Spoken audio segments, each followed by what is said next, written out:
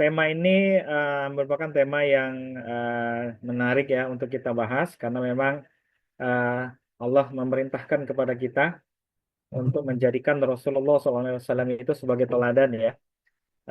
Tidak hanya teladan dalam beragama, namun juga teladan dalam bermuamalah. Jadi Rasulullah itu qudwah hasanah, teladan yang terbaik bagi kita, eh, khususnya juga dalam mengelola harta atau muamalah. Sebelum kita bahas tentang harta, Pak Ibu, kita perlu mengetahui tentang kondisi geografis kota Mekah ya, Bapak Ibu semua. Kondisi geografis kota Mekah, di mana Bapak Ibu bisa lihat di sini, eh, Rasulullah itu adalah eh, termasuk ke dalam Bani Hashim ya, suku Bani Hashim ya, Bapak Ibu ya, ke klannya Bani Hashim, di mana Bani Hashim ada di area sini wilayahnya.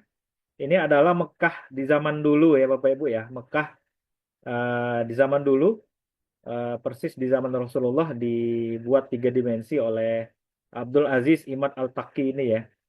Bapak Ibu bisa lihat di sini ini adalah Ka'bah, ini adalah Zam-Zam. Kemudian Rasulullah itu adalah dari Bani Hashim, di mana kelompok Bani Hashim itu ada di wilayah sekitar daerah sini. Nah inilah gambaran tentang kota Mekah di zaman Rasulullah SAW. Nah, dari pemandangan ini juga bisa kita lihat Bapak Ibu, ternyata Mekah itu sangat tandus ya. Bagi Bapak Ibu yang sudah pernah ke Mekah, haji ataupun umroh, ini juga sama-sama kita ketahui kota Mekah adalah kota yang sangat tandus. Demikian juga dulu halnya di zaman Rasulullah Shallallahu Alaihi Wasallam. Yang ada hanya pasir-pasir ya, kemudian bukit batu ya. Jadi bukan bukit seperti kita. Kalau di kita nih bukitnya masih ada rumput-rumput, tumbuh-tumbuhan. Lalu di sana bukitnya isinya batu semua, Pak Edo. Jadi bisa kita bayangkan dari kondisi Mekah seperti ini, maka bisa kita tebak mayoritas penghasilan orang di Mekah ini adalah sebagai pedagang, Bapak Ibu. Jadi eh, agak sulit sepertinya kalau ada penghasilan dari pertanian gitu ya. Kemudian juga aktivitas ekonomi seperti di zaman dulu juga terbatas. Tidak ada yang jadi karyawan BUMN gitu ya. Tidak ada yang jadi PNS gitu zaman dulu. Jadi benar-benar profesi yang paling utama di zaman Rasul dengan kondisi geografis seperti ini, maka perdagangan adalah eh, apa ya alat utama untuk mencari rezeki ya di zaman Rasulullah SAW. Karena didukung dengan kondisi geografis yang ada saat ini.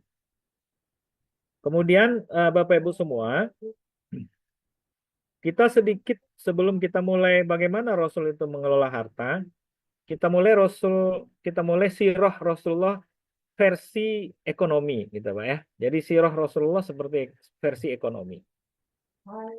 Di umur 8 sampai 12 tahun, Nabi Muhammad SAW itu melakukan beberapa pekerjaan dengan menerima upah, di antaranya mengembala kambing, mengembala domba. Jadi Bapak Ibu umur 8 sampai 12 tahun itu Nabi itu di riwayat yang lain Nabi itu di samping mengembala domba, dia juga menerima upah dari membantu membersihkan rumah orang, mengangkut barang-barang, kemudian melakukan pekerjaan-pekerjaan yang apa istilahnya ya, yang memang sifatnya upahan. Nah, itu dikerjakan oleh Nabi di umur 8 sampai umur 12 tahun, Bapak Ibu. Nah, di sini menarik sebenarnya, umur 8 sampai 12 tahun itu Nabi itu sudah ditinggal oleh ibu, ayah, kakeknya. Jadi dia sudah yatim piatu dan kakek yang sebelumnya merawat dia pun juga sudah meninggal, yaitu Abdul Muthalib. Maka di umur 8 tahun ini dia tinggal sama pamannya Abu Thalib. Menurut riwayat Bapak Ibu semua, Abu Thalib ini hidupnya susah secara ekonomi, kemudian punya banyak anak. Jadi bisa dikatakan Abu Thalib ini punya persoalan ekonomi. Ya, tahu-tahu datang keponakannya yaitu Muhammad. Tinggal bersama Abu Thalib dengan anaknya yang banyak dan kesulitan ekonomi itu. Bapak Ibu, Bapak Ibu bisa bayangkan Nabi Muhammad menerima upahan di umur 8 sampai 12 tahun itu menurut beberapa sejarawan Muslim, itu karena dia berpikir tidak mau membebani pamannya. Jadi ibarat sekarang kalau mau ibarat anak-anak sekarang Bu ya, pengen beli es, beli permen gitu ya.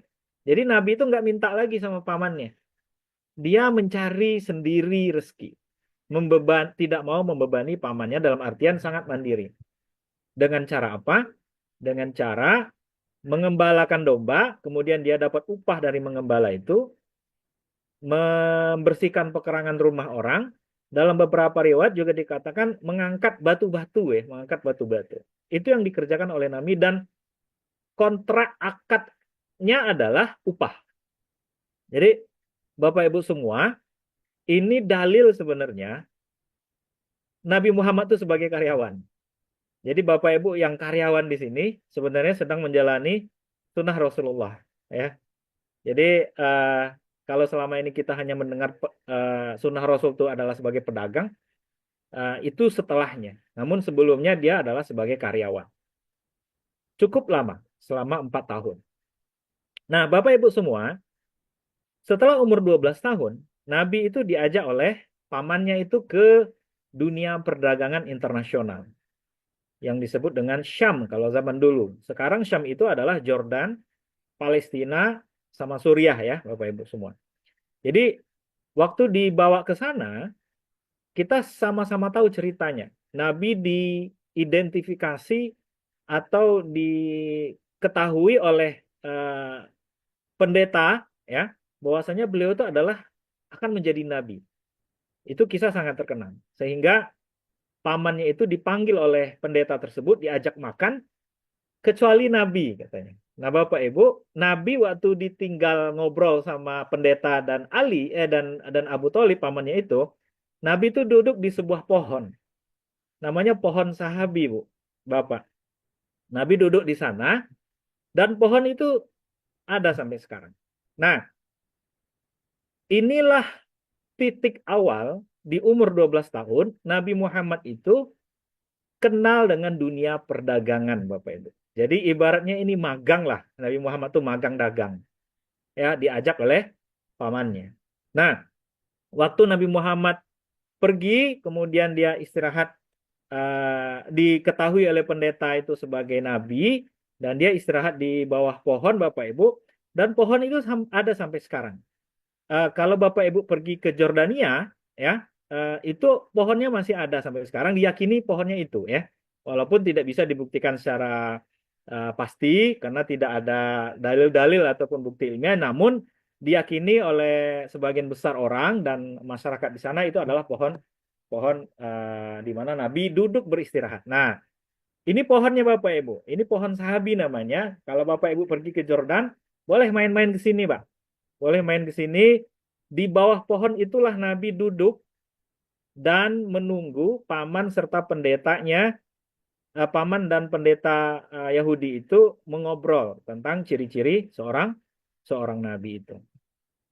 Kemudian berapa jauh Bapak Ibu jarak antara Mekah sampai ke Syam itu, sampai ke pohon tadi Bapak Ibu. Berapa jauh jaraknya? Karena setelah dari pohon ini, Nabi itu nggak jadi pergi ke perdagangan itu, karena dia diminta pulang oleh si pendeta itu supaya nggak dibunuh nanti Nabi gitu Pak ya. Jadi Nabi itu sampai pohon ini duduk, habis itu dia balik lagi. Nah, berapa jauh jarak perdagangan itu Bapak Ibu? Jaraknya adalah dari Mekah ke Jordan itu kurang lebih 1126 km. Cukup jauh, Pak. Dan ini ditempuh dengan berjalan kaki ya. Tempuh dengan berjalan kaki ditemani oleh beberapa alat transportasi seperti kuda, unta, keledai ya. Nah, berapa jauh jarak antara Mekah sampai ke Jordan ini jaraknya sama kayak Aceh dengan Palembang, Pak. Kalau di Pulau Sumatera ya. Jadi hampir dari ujung ke ujung ya. Bapak Ibu bisa bayangkan dari selatan Pulau Sumatera ini dari Palembang kita jalan kaki gitu ya berdagang sampai ke Aceh sana, sampai ke Aceh sana. Oke. Kemudian eh,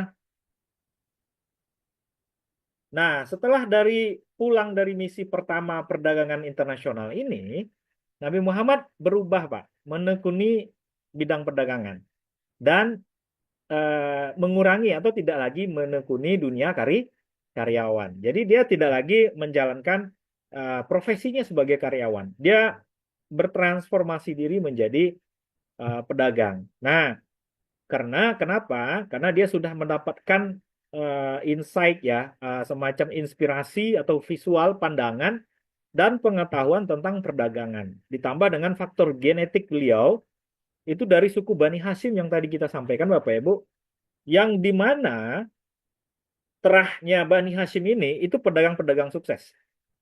Mereka menguasai kota Mekah, bahkan jalur perdagangan internasional dulu sebelum Nabi Muhammad diangkat jadi Rasul. Itu keluarga Bani Hashim dikenal dengan keluarga dengan terah bisnis yang sangat sukses. Jadi ada faktor genetik, ada faktor pengetahuan, dan juga salah satunya mungkin didorong oleh kondisi keluarga pamannya tadi ya, yang memang tidak lebih baik secara ekonomi.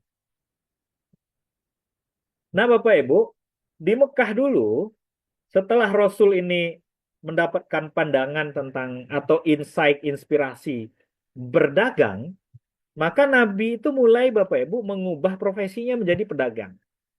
Apa yang dilakukan oleh Rasulullah pertama adalah berdagang di sekitaran pasar di Mekah, Pak. Bahkan dalam riwayat, Nabi itu juga pernah berdagang door to door, nawarin ke orang-orang, kalau istilah kita sekarang door to door, atau sales ya. Nah, tapi juga pernah ada riwayat dikatakan berdagang di pasar-pasar kota Mekah. Nah, waktu itu kota Mekah, Bapak Ibu, itu diidentifikasi punya 3 pasar. Ada yang namanya pasar pasar ini Hazwarah ya. Ini tempatnya dekat dengan Ka'bah. Di sini tempatnya. Ini Bapak Ibu tempat penjualan pakaian ya, kain-kain. Jadi dulu tuh yang banyak profesinya adalah penjual kain, penjual pakaian. Nah, ini di sekitar ini terdapat penjual-penjual pakaian. Kemudian pasar domba ada di ujung sini dan juga di pasar Al-Khaid ini juga diidentifikasi sebagai pasar ternak, pasar ternak. Jadi yang banyak pada waktu itu yang dijual orang Bapak Ibu semua itu mayoritas ya pakaian, kain sama ternak ya. Ini bisa dibuktikan dengan adanya pasar-pasar ini ya, adanya pasar Al-Hazwara, pasar Al-Khaid sama pasar domba. Nah, di pasar-pasar ini kemungkinan setelah pulang dari Syam, Nabi itu berjualan ya. Jadi tidak lagi mengambil upahan, tapi dia mulai berjual, Pak. Yang menariknya adalah Nabi itu nggak punya modal karena dia tinggal sama pamannya, pamannya juga tidak bagus ekonominya, sehingga dia nggak punya modal, Pak. Apa yang dilakukan Nabi? Nah, ini Nabi sudah melakukan upaya, kalau zaman sekarang akadnya namanya akad mudarobah, Pak. Kerjasama modal dengan orang-orang yang punya modal. Siapa orang-orang yang punya modal waktu itu? Itu adalah eh, orang-orang kaya, anak-anak yatim, tapi punya uang banyak, namun nggak mampu ngelola uangnya, atau para janda-janda waktu itu. Para janda-janda yang punya uang banyak. Nah, Nabi itu menawarkan diri untuk mengelola dana itu Bapak Ibu semua, dan beliau bagi hasil ya dengan eh, pemilik modal tadi, baik anak-anak yatim tadi maupun para janda-janda yang memiliki banyak uang. Nah, diidentifikasi berjualan di sekitaran pasar di Mekah yang ada di gambar ini. Selanjutnya,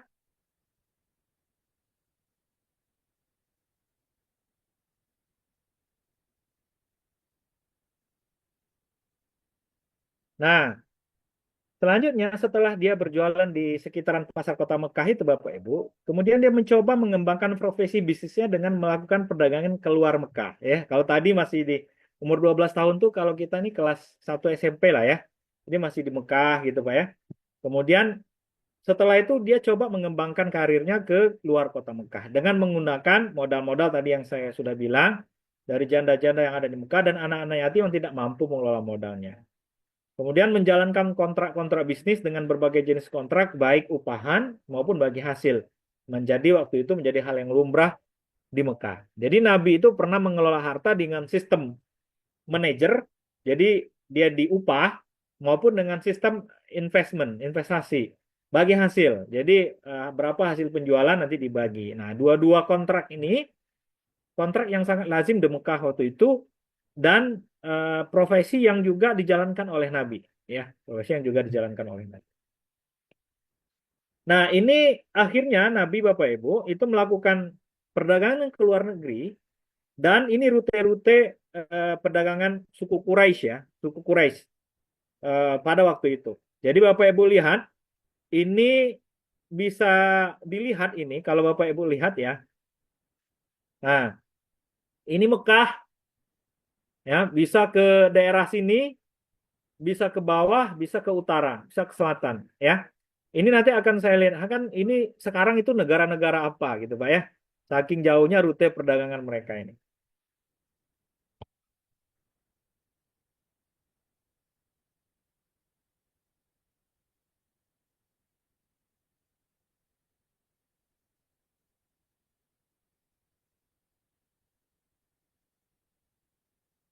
Oke,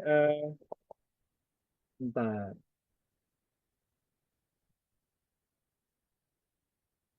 Oke, kemudian Bapak Ibu, berdasarkan buku daripada Afzalur Rahman ya, judulnya adalah Muhammad as a Trader, ya. Di sana dikatakan bahwasanya Nabi Muhammad itu sudah menjadi kafilah, ya, pemimpin kafilah dagang. Jadi orang Arab itu dulu Bapak Ibu pergi berdagang itu berkelompok-kelompok dan bukan di Mekah berjualannya, tapi ke negeri-negeri yang tadi disampaikan. Ini rute perdagangannya. Nanti kita lihat ini negara-negara apa itu sekarang. Nah, di umur 17 tahun dia sudah menjadi pemimpin kafilah itu, ya. Umur 12 tahun baru magang dengan pamannya diajak ke Syam. 12 sampai 17, 5 tahun sesudahnya. Jadi nggak butuh waktu lama ternyata Nabi Muhammad untuk menguasai ilmu perdagangan ya Bapak Ibu ya. Umur 17 tahun dia sudah memimpin kafilah dagang ke luar negeri pada saat umur 17 tahun. Umur 17 tahun itu di kita sekarang kelas 1 SMA lah ya. Kelas 1 apa kelas 2 SMA Bapak Ibu. Nah, dan di dalam buku itu juga disampaikan ia berdagang hingga lebih dari 17 negeri waktu itu ya. Dulu belum belum belum negara ya Bapak Ibu ya. Masih wilayah. Di antaranya adalah Syam, Yordania, Bahrain, Busra, Irak, Yaman, Bapak. Bapak Ibu bisa bayangkan, anak kelas 1 SMA sudah menjadi leader pemimpin perdagangan ke 17 wilayah di luar tempat kelahirannya. Jadi benar-benar Nabi Muhammad ini punya skill trader ya, seorang pedagang yang sangat ulung. Dibuktikan dengan hanya butuh waktu 5 tahun dari magang sampai menjadi pemimpin kafilah dagang luar negeri. Nah, Bapak Ibu, inilah negara yang pernah ditelusuri oleh Nabi Muhammad berdagang. Yang merah adalah Mekah, ya. Jadi Nabi itu pernah ke Jordan, ini Syam dulu, juga pernah ke Suriah perdagangannya, sampai ke Irak, sampai ke Iran. Di sini sekarang Bahrain, Bapak Ibu, Bahrain, Qatar, Uni Emirat Arab ya, di sekitar sini. Di bawahnya ke selatan ada Yaman sampai ke Ethiopia. Ini daerah-daerah perdagangan Rasul ya, di zaman dulu. Di zaman beliau berumur 17 tahun. Kalau anak-anak zaman sekarang 17 tahun udah bisa ngapa ya Bapak Ibu ya? Masih bisa main game ya. Masih bisa main game. Belum lagi memimpin bisnis kelas dunia ya. Belum sampai ke situ ya Bapak Ibu ya. Nah, ini membuktikan Rasul itu benar-benar membangun kemandirian Bapak Ibu dari kecil. Jadi kemandirian ekonomi itu harus diajarkan kepada anak-anak kita, kepada adik-adik kita dari kecil, Pak. Jadi jangan dimanja. Rasulullah itu benar-benar ditempa ya, didesain oleh Allah, tinggalkan di lingkungan yang menuntut dia untuk mandiri, menuntut dia untuk fight dan survive dengan keadaan. Dan itu membentuk karakternya menjadi pribadi yang memang sukses ya dalam bidang perdagangan di umur 17 tahun Bapak Ibu. Selanjutnya,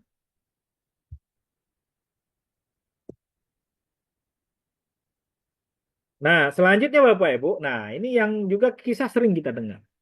Di umur 17 tahun sampai umur 25 tahun, beliau itu selalu melakukan profesi yang tadi, berdagang dengan kafilah-kafilah dagang Mekah ke luar negeri. Itu dilakukannya dari umur 12 tahun sampai ke umur 25 tahun. Nah, di umur 25 tahun ini, dia menikah dengan salah satu mitra bisnisnya sebenarnya, yaitu Khadijah ya. Khadijah itu salah satu orang kaya di Mekah yang menguasai 2/3 kekayaan kota Mekah. Nah, yang menariknya adalah Nabi Muhammad itu bukan lagi sebagai pedagang, tapi dia berubah menjadi owner dan investor. Jadi Bapak Ibu bisa lihat, bisa lihat di sini, ternyata Nabi Muhammad itu punya profesi mengelola harta itu bervariasi. Di umur 8 sampai umur 12 tahun, dia adalah karyawan, menerima upahan. Umur 12 sampai umur 25 tahun, dia pedagang, Pak. Ya, dia pedagang.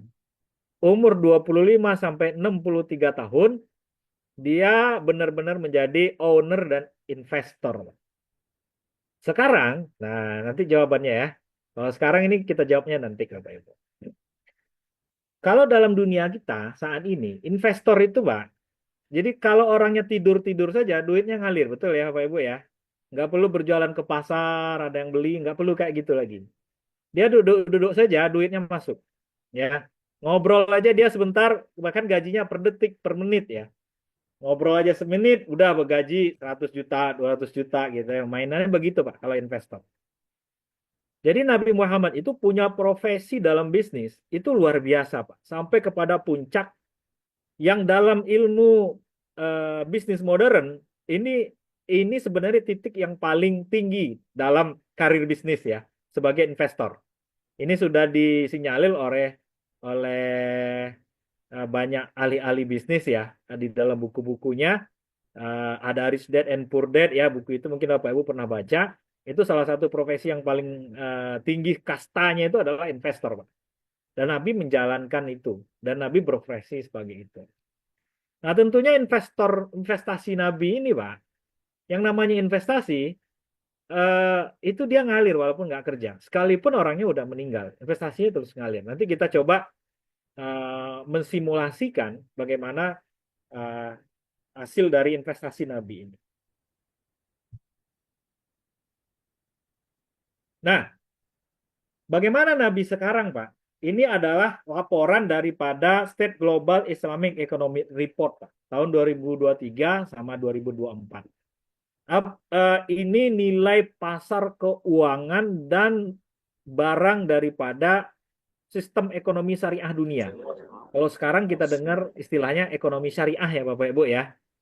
Ini ada Islamic Finance ya, ada halal farmasi, ada media dan rekreasi, halal food, modest fashion, halal kosmetik, Muslim friendly travel. Semua ini Pak, ini dinilai oleh SGIR, SGIER ini ya. Sedikit kita bahas politik Bapak Ibu ya. Sewaktu debat presiden kemarin ya, wakil presiden kita yang saat ini kan sempat menanyakan tentang SGIER itu ya. Itu apa Pak? Kan pernah kalau Bapak Ibu tahu. Nah itu ini Pak. Ini nih. State Global Islamic Economic Report.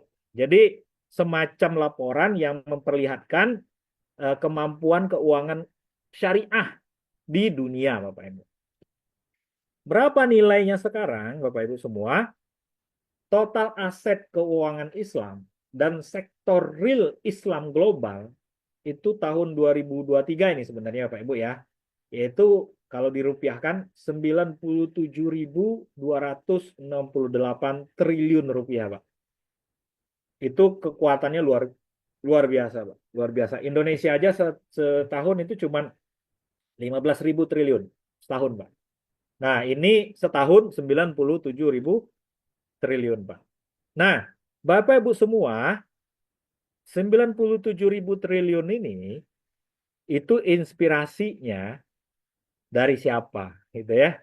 Yang menghidupkan perbankan syariah ini nih 97 triliun itu Pak, ada perbankan syariah, pasar modal syariah, asuransi syariah. Ini di luar zakat sebenarnya, di luar ziswaf sebenarnya. Ada halal food ya, nilainya 97 triliun. Bapak Ibu, siapa yang memperkenalkan konsep ini kepada kita? Konsep keuangan syariah ini siapa yang memperkenalkannya? Jawabannya cuma satu, Pak. Nabi Muhammad yang memperkenalkan itu ke kita. Kamu kalau berdagang itu pakai seperti yang bagi hasil tadi, maka diterapkan di perbankan syariah, ya. Terus kalau asuransi nggak boleh maisir, nggak boleh berjudi, itu ada dalam Al-Quran. Jadi konsep-konsep keuangan syariah itu dilahirkan dari keteladanan Rasulullah SAW, dari perilaku-perilaku bisnisnya. Nah, sekarang Pak, kita ingin lihat orang terkaya di dunia. Ini bukan saat ini Pak ya, ini saya ambil di 22 Oktober kemarin ya Bapak Ibu ya. Kalau sekarang harganya posisinya berbeda lagi. Eh, Kalau dibandingkan dengan sekarang, kita nggak bisa karena laporan ini keluarnya nanti tahun depan lagi Pak. Jadi kita pakai laporan yang 2023 ini. Nah, kita sesuaikan Pak. Ini per 22 Oktober 2024 kemarin, dari Forbes, Pak. Ini ada dua orang terkaya di dunia, namanya Elon Musk dan Larry Ellison ya, yang punya Louis Vuitton ya. Nah, ini Elon Musk yang punya Tesla dan SpaceX serta X ya. Nah, kekayaannya kalau dirupiahkan ini sekitar 3.008 triliun. Kemudian untuk Larry Ellison ini 3.002 triliun. 200 triliun. Sekarang, Pak, andaikan kita mencoba menghitung ya konsep-konsep bisnis Nabi itu dengan menerapkan royalti ya. Kalau Bapak Ibu punya toko waralaba tuh ya, contohnya Alfamart, Indomaret ya. Kalau kita mau buka, kita harus bayar royalti Pak ke mereka. Karena mereka punya konsep, mereka punya sistem. Nah, itu kalau tidak salah saya kurang lebih di retail modern itu 4% ya, Pak Ibu ya, 4%. Nah, karena konsep dan sistem ini dari Nabi Muhammad, Pak. Kalau Nabi Muhammad menerapkan royalti 4% juga gitu ya. Udah angka 4% gitu royaltinya. Maka kekayaan Nabi Muhammad itu dari total 97 ribu triliun tadi, itu sekitar 3.890 triliun, Pak. Nabi Muhammad tuh wealth-nya, kekayaan. Maka apa yang terjadi? Dia menggeser Elon Musk, Pak. Dia menggeser Elon Musk dari isi kekayaan kalau dia mau royaltinya dikenain 4%. Nah, yang menarik apa? Nabi Muhammad nggak mau itu ternyata. Nabi Muhammad nggak mau royalti 4%. Bahkan diturunkannya, Pak. Sudahlah, 2,5% saja. Katanya, 2,5% apa? Kamu bayar zakat. Nggak usah 4% royalti, nggak usah dikasih ke aku dan anak cucuku. Royaltinya kasihlah kepada orang-orang miskin, orang-orang duafa, gorimin ya, asnaf dari zakat. Kemudian para mu'alaf, Ibnu Sabil, orang-orang yang memperjuangkan agama Allah Subhanahu wa taala. Kasihlah royalti dari harta dengan konsep aku itu kepada orang-orang itu. Dan nggak usah 4%, 2,5% saja. Jadi nggak dibisniskan, namun diberikan manfaatnya kepada orang orang banyak, Bapak Ibu. Nah, andaikan itu dibisniskan Rasulullah, Pak, dan dikasih royalti standar, royalti gerai waralaba atau modern sekarang, maka Nabi Muhammad itu dipastikan orang paling kaya di dunia saat ini. Dari total aset keuangan yang ada di dunia, keuangan syariah.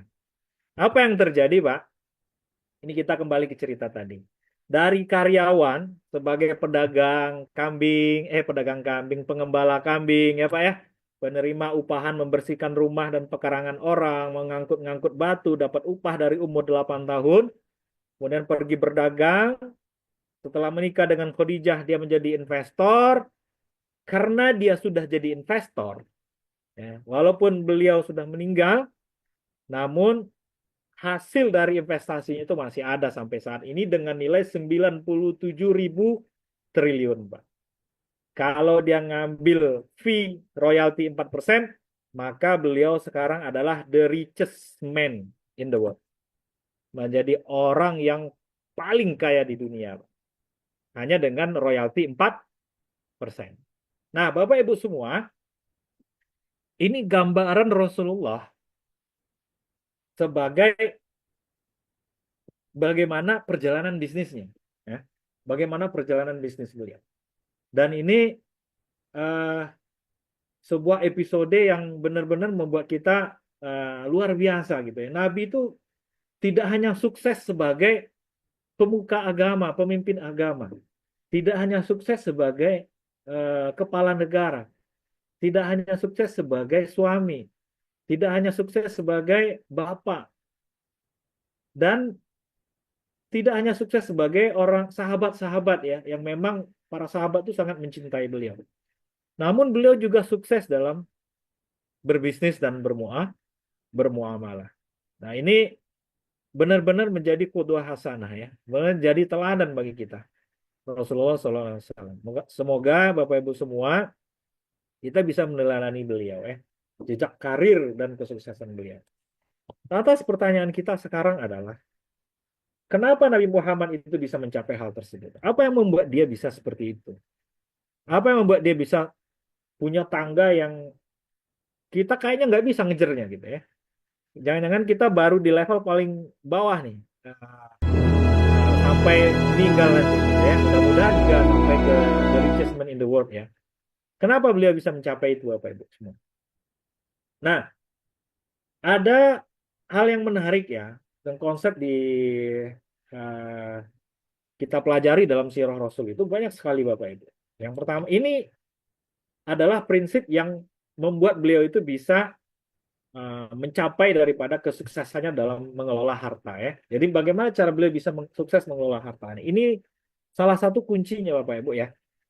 Jadi ada dimensi spiritualnya yang kalau kita istilah kerennya sekarang spiritual intelligence gitu ya, kecerdasan spiritual. Kemudian ada aspek intelektual, ada aspek emosional, dan ada aspek sosial. Bapak Ibu semua, Nabi itu mengkombinasikan semua aspek ini dengan baik sehingga dia menjadi semacam karakter yang luar biasa, hampir sempurna ya untuk seorang manusia, dan memang paling sempurna di antara manusia. Tapi yang namanya manusia kan tetap ada salah. Nah, Nabi Muhammad ini mengkombinasikan semua aspek ini menjadi karakter beliau, dan itu dipakainya dalam mengelola harta. Apa saja aspek spiritual, aspek intelektual, aspek emosional, dan aspek sosial yang dipakai oleh beliau? Kita lihat yang pertama, Pak, spiritualnya.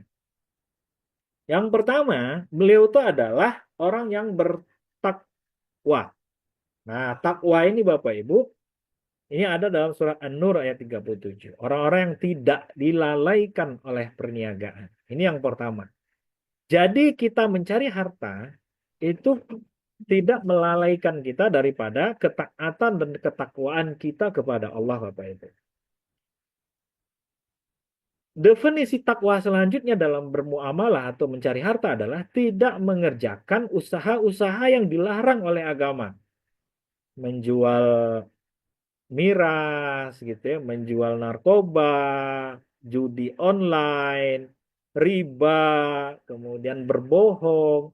Hal-hal yang dilarang agama dalam muamalah itu nggak kita lakukan. Goror, ini juga dasarnya adalah ketakwaan. Nah, ini menjadi pondasi pertama Nabi Muhammad dalam mengelola hartanya, Bapak Ibu. Dia tidak pernah berbohong dalam berbisnis dan tidak pernah melakukan bisnis yang dilarang oleh Allah. Ini yang pertama. Selanjutnya yang kedua adalah beliau itu berdoa dan bertawakal. Ini ada dalam hadis riwayat At-Tirmizi. Jika kamu tawakal kepada Allah dengan sepenuh hati, niscaya Allah akan mencukupi segala kebutuhan. Jadi bapak-bapak, ibu-ibu, jangan lupa berdoa kalau kita mengelola harta dan mencari rezeki serta mendistribusikan rezeki.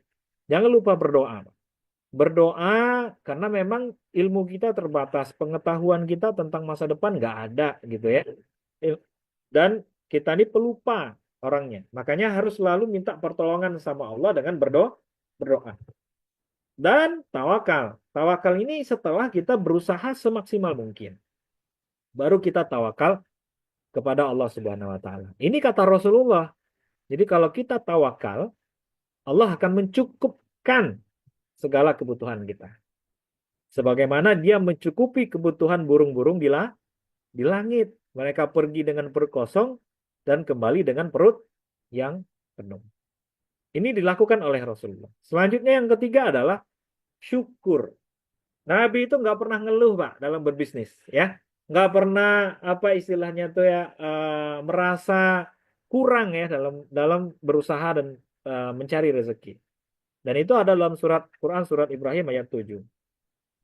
Wa iz ta'azzana rabbukum la in syakartum la azidannakum wa la in kafartum inna azabi lasyadid. Jadi kata Allah, jika kamu bersyukur, niscaya aku akan menambah nikmat kepadamu. Nah, ini adalah salah satu kunci kenapa Nabi Muhammad sukses mengelola harta. Jadi ada tiga nih dasar minimal Bapak Ibu ya. Minimal ada tiga spiritualitas Rasulullah mengelola harta. Yaitu didasarkan karena ketakwaan. Jadi Rasul tuh nggak berbisnis yang haram, tidak menipu rekan bisnis dan mitra bisnisnya, selalu berdoa kepada Allah dan bertawakal dengan usaha yang dilakukannya, dan selalu menerima syukur dengan apa yang dia miliki. Apapun hasil bisnisnya, nggak pernah mengeluh. Ini spiritualitas kita, Pak, dalam mengelola harta. Jangan sampai harta itu kita kembangkan dengan cara riba, dengan cara menipu, dengan cara korupsi. Tentunya itu nggak sesuai dengan spiritualitas ketakwaan kita kepada Allah. Dengan cara sogok menyogok, gitu Pak ya, untuk mencari rezeki. Nah, ini yang pertama, yaitu aspek spiritual. Aspek yang kedua adalah emosional, Bapak Ibu. Nah, emosional. Apa itu emosional? Emosional ini menurut riset, menurut penelitian, itu mampu membuat potensi atau peluang orang sukses itu 80%, Pak. Kalau dia punya kecerdasan emosional yang baik. Ya. Kalau kita sekarang melihat menyebutnya emotional quotient, kecerdasan emosional. Ada hadisnya, Pak, hadis riwayat Hakim bin Hizam dari Nabi Shallallahu Alaihi Wasallam. Orang yang bertransaksi jual beli berhak memilih selama keduanya belum berpisah. Nah, ini adalah tapi jika keduanya berdusta dan tidak terbuka, maka keberkahan jual beli antara keduanya akan hilang. Hadis riwayat Bukhari, Baihaqi, An-Nasai, Abu Daud, Turmizi, dan lain-lain seterusnya. Jadi kata Nabi, orang yang berjual beli dengan jujur, maka akan ada keberkahan di situ. Ya, jika keduanya jujur dan terbuka, maka keduanya akan mendapatkan keberkahan. Namun kalau nggak jujur, nggak berkah, Pak. Ya, nggak berkah. Bapak Ibu, berkah itu apa artinya? Berkah itu sederhananya adalah bertambahnya kebaikan dalam diri kita. Jadi apa yang dimaksud dengan rezeki yang berkah? Kalau Bapak Ibu gajinya naik, contoh ya, Rak, dari 2 juta jadi 2,5 juta kan naik tuh. Apakah itu berkah? Bisa jadi, Pak. Kalau dengan 2,5 juta itu justru membuat Bapak semakin banyak bisa melakukan kebaikan. Berarti berkah itu naik. Kalau naiknya 2,5 juta itu membuat kita semakin sibuk, semakin nggak berbuat baik, semakin dekat justru kepada hal-hal yang tidak baik, berarti itu nggak berkah. Nah, ini makna dari keberkahan. Jadi kata orang yang jujur, maka bertambahnya hartanya akan membuat dia semakin bertambah kebaikan. Ya, itu yang penting Bapak Ibu ya. Bapak Ibu lihat sajalah kalau sebenarnya bisa jadi cerminan diri kita, Pak. Bu. Kalau harta kita bertambah nih ya, punya rumah, punya mobil, apakah diri kita ini semakin lebih baik atau tidak? Semakin banyak nggak perbuatan baik kita gara-gara bertambah luasnya rumah kita, bertambah bagusnya mobil kita? Kalau kita bertambah baik gara-gara itu, berarti berkah itu hartanya. Tapi justru karena bertambahnya rezeki, bertambah luasnya rumah, bertambah bagusnya mobil, justru membuat kita semakin sombong, semakin takut dimaling orang mobilnya gitu ya, semakin gelisah nanti kalau kalau rumah dicuri orang, berarti itu rezekinya nggak berkah. Karena kita semakin banyaklah perbuatan yang tidak baik yang kita lakukan. Ini yang pertama, emosional. Nabi itu adalah orang yang jujur dan bahkan sifat utama Nabi salah satunya adalah sidik ya, jujur. Selanjutnya apa? Amanah. Nah, ini cara Rasul mengelola harta Bapak Ibu ya dari sisi emosional. Ini ada hadis riwayat Abu Daud.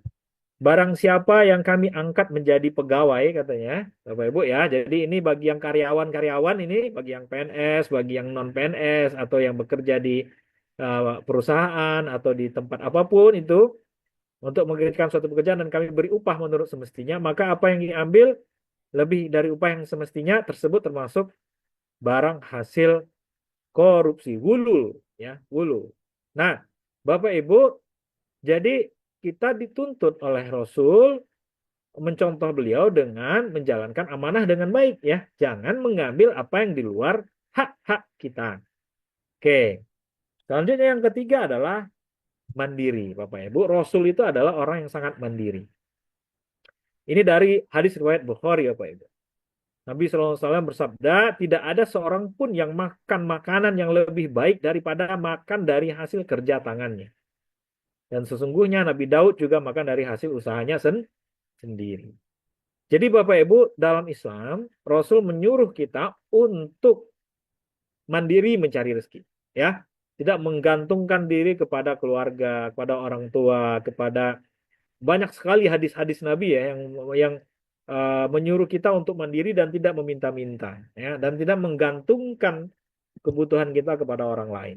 Ya, tadi kalau kita lihat sejarah Rasul kan dari kecil dia sudah jadi pedagang, jadi apa ya mencari uang dari umur 8 tahun. Nah, ini yang menarik, Pak. Ini yang jarang kita tahu sebenarnya. Nabi itu optimis orangnya, ya. Nabi Muhammad itu orang yang optimis, Pak. Ya, optimis itu banyak konsekuensinya sudah itu. Ya, orang yang yakin kalau dia akan sukses. Orang yang tidak ragu-ragu dalam mengambil action, gitu, Pak ya. Dan selalu optimis ini bahasa bahasa bahasa agama kita tuh eh, husnuzon ya, Pak Ibu ya. Berprasangka baik, ya. Optimis, Pak. Yakin dengan usaha kita, yakin dengan bisnis kita, yakin dengan apa yang akan kita capai nanti di depan.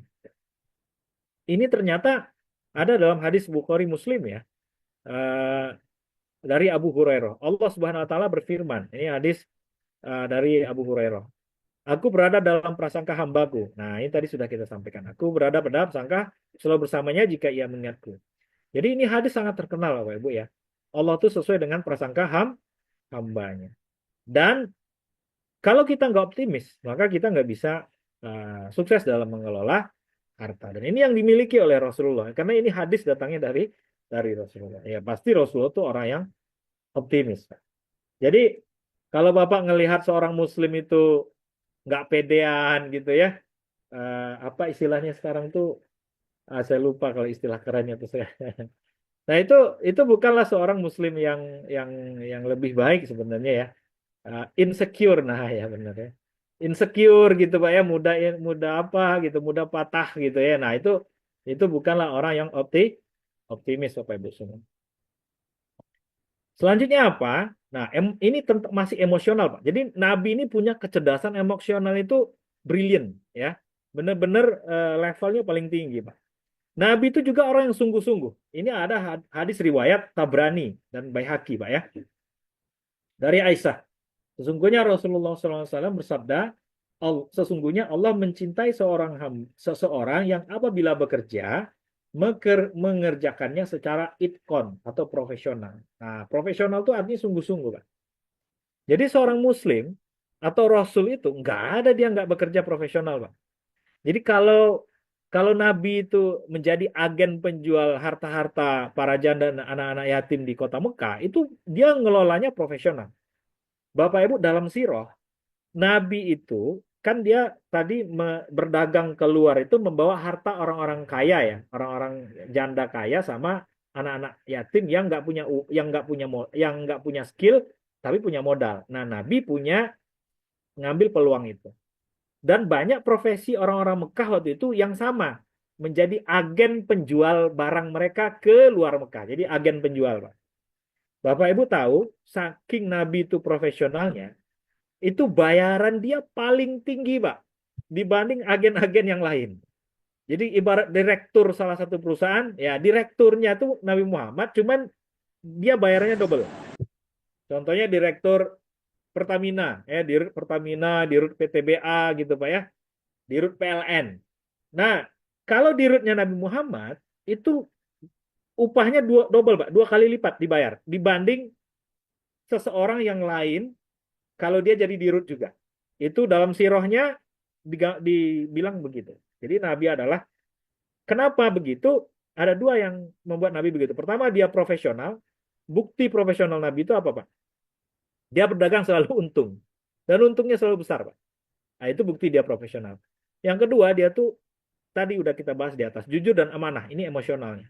Jadi orang yakin lah kalau barang itu ditaruh sama Nabi Muhammad, itu nggak akan hilang, nggak akan dimaling gitu ya. Nah, ini dua ini modal beliau. Karena tadi profesional atau sungguh-sungguh. Jadi Bapak Ibu bisa bayangkan Nabi Muhammad menjadi the richest man in the world itu bukan orang yang tingkat emosionalnya nggak kaleng-kaleng gitu ya. Benar-benar orang yang sangat profesional. Nggak mungkin orang nggak profesional itu sukses kaya tuh nggak mungkin, Pak. Jadi kerjaannya tuh nggak profesional tapi kaya itu nggak mungkin kecuali dapat warisan banyak gitu ya. Dapat warisan gitu ya. Dan lain-lain dan lain-lain. Apalagi Nabi Muhammad itu mulai dari nol, modal nol, Pak. Ya, karena kondisi keuangan ekonomi keluarganya yang tidak memungkinkan. Jadi sangat masuk akal dan sangat logik seorang nabi itu profesional sehingga dia bisa sukses. Nah, jadi emosional ini Bapak Ibu, inilah karakter yang dipegang oleh nabi dalam mengelola hartanya. Pertama jujur, yang kedua amanah, yang ketiga dia mandiri, yang keempat dia optimis Bapak Ibu orangnya. Dan yang kelima dia sungguh-sungguh, Pak. Ini eh, kata kontra dari sungguh-sungguh ini pemalas gitu Pak ya itu nggak ada dalam sifat Nabi. Eh, Kerja asal-asalan itu nggak ada. Nabi itu benar-benar profesional Pak. Sehingga dalam siro itu hampir dipastikan Nabi itu nggak pernah mengecewakan mitra dagangnya. Baik sebagai mitra bisnisnya maupun sebagai bosnya ya, sebagai bosnya. Nggak ada yang dikecewakan oleh beliau. Selanjutnya apa Pak? Ilmu. Nah, ini adalah intelektual ya. Kalau tadi yang emosional ini sudah kita bahas, Bapak Ibu semua ya. Spiritual juga sudah, emosional juga. Ini selanjutnya adalah intelektual. Apakah sifat-sifat atau karakter intelektual yang dimiliki oleh Nabi, Pak? Yang pertama adalah Nabi itu berilmu orangnya. Bapak Ibu jangan bilang Nabi mengelola harta-harta orang-orang Mekah tadi tanpa ilmu. Enggak, Pak.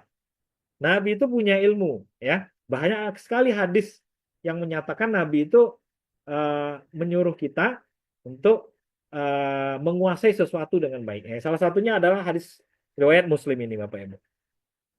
Ini hadisnya sangat terkenal sekali ya. Antum a'lamu bi amri dunyakum, ya. Jadi kamu itu lebih mengetahui urusan duniamu. Jadi kata Rasul, karena mengelola harta ini Bapak Ibu di zaman sekarang terutama itu kan banyak bisnis-bisnis baru Pak ya. Model-model bisnis itu apalagi digital sekarang ini itu nggak ada di zaman Rasul dulu, sehingga kata Rasul kamu tuh lebih paham dengan duniamu jadi butuh ilmu Pak ya, karena ini waktu itu kesalahan Nabi ya. Eh, ada salah seorang sahabat yang menanam kurma terus ditegur Nabi jangan kayak gitu katanya nanam kurma. Kemudian diikutin ya karena yang ngomong Nabi katanya kan. Jadi diikutinlah saran Nabi itu seperti ini katanya. Ternyata kurmanya nggak bagus hasilnya. Tahu beberapa waktu sudah tuh Nabi lewat lagi lah kurmamu kenapa kayak gini? Karena ngikutin saranmu kemarin ya Rasul, kata beliau kan. Kata Rasul baru keluar antum a'lamu bi amri dunya dunya. Jadi kata Rasul, kamu kelolalah duniamu sesuai dengan ilmu. Ini bahasa tersiratnya Pak ya, sesuai dengan ilmu yang ada dan ilmu yang didapat. Jadi untuk mengelola harta dengan diversifikasi model bisnis yang sangat banyak saat ini Bapak Ibu, itu harus pakai ilmu. Ya, ini sudah diisyaratkan oleh hadis Rasul. Bahkan Rasul mengelola harta-harta kaum-kaum kaya dulu di Mekah itu juga dengan ilmu yang sangat baik. Apalagi intelektual yang kedua. Intelektual yang kedua adalah disiplin waktu. Apa kata Allah dalam hadis riwayat Tirmizi, Pak? Allahumma barik ummati fi bukuriha. Ya Allah, berikanlah keberkahan kepada umatku di pagi hari mereka. Ini terkait dengan disiplin, Pak. Abu Bakar habis sholat subuh, Pak, itu menenteng barang dagangannya. Abu Bakar itu pedagang kain, Pak. Itu menenteng barang dagangannya pagi-pagi habis sholat subuh, Pak, ke pasar. Umar juga begitu. Itu pagi-pagi, Pak, sudah ngecek kebunnya, kebun kurmanya di Madinah. Ya, pagi-pagi habis sholat subuh. Itu Abu Bakar, Umar. Kalau kita pagi-pagi udah nyari rezeki atau belum? Masih menonton berita ya, Pak ya. Kadang-kadang menggosip, kadang-kadang tapi. Nah, kalau Abu Bakar, Umar itu benar-benar disiplin waktu, Pak. Jadi disiplin waktu ini salah satu unsur yang bisa membuat kita sukses dalam mengelola harta. Nah, ini dimiliki oleh Rasulullah SAW. Bahkan Rasul itu eh, apa ya Bapak Ibu ya pernah berjanji dengan orang yang sampai 3 hari pun dia masih menunggu di situ ya. Itu ada hadisnya, hadisnya sangat panjang itu Bapak Ibu. Benar-benar luar biasa disiplinnya beliau dengan janjinya, dengan waktu yang ada dan lain-lain. Jadi kalau kita belum bisa mengelola waktu kita dengan baik, Pak, disiplin, maka kita belum bisa meneladani Rasulullah dengan baik. Selanjutnya apa, Pak? Nah ini rapi administrasi, Pak. Ini ada dalam dalam Al-Quran 282, Pak. Ayat terpanjang dalam Al-Quran ya. Satu halaman itu di Al-Quran ayatnya. Ini tentang apa? Tentang utang piutang. Ya, Al-Quran menyuruh kita di sini untuk menulis hutang piutang itu. Itu adalah terminologi administrasi zaman sekarang, Pak. Ya, bahkan Umar bin Khattab itu mencontoh administrasi keuangan dan kenegaraan pada saat dia jadi khalifah, Pak. Itu dari sistemnya Romawi, ya, sistemnya kerajaan Romawi waktu itu. Jadi dipakai oleh beliau untuk bagaimana administrasi dan tata kelola pemerintahan dia itu bisa lebih baik. Dan itu memang biasa disyaratkan dalam Al-Quran ya, dalam surah Al-Baqarah 282. Nah, Bapak Ibu, mustahil bagi kita mengelola harta tapi nggak punya catatan gitu, Pak ya. Aset kita sudah berapa gitu ya. Kadang-kadang utang kita ke orang lain lupa gitu ya. Nah, ini kan susah, Pak. Kalau utang udah lupa kan agak susah kita ya. Kadang kita nggak bisa mengelola, menghitung untung bisnis kita ini berapa. Kadang kita nggak bisa ngitung ya, Pak. Yang penting duitnya muter aja gitu ya, Pak. Ada hari ini, besok mudah-mudahan ada lagi gitu, Pak. Nah, ternyata salah satu kunci sukses Rasulullah untuk mengelola harta adalah rapi administrasi ya. Ada dalam Al-Quran. Dan itu juga dicontoh oleh para sahabat-sahabat khalifah-khalifah setelahnya. Salah satunya adalah Umar bin Khattab tadi yang saya cerita. Dengan mencontoh tata kelola administrasinya Romawi pada waktu itu. Karena Romawi waktu itu tuh salah satu peradaban yang sukses ya Bapak Ibu ya. Nah, selanjutnya juga cekatan.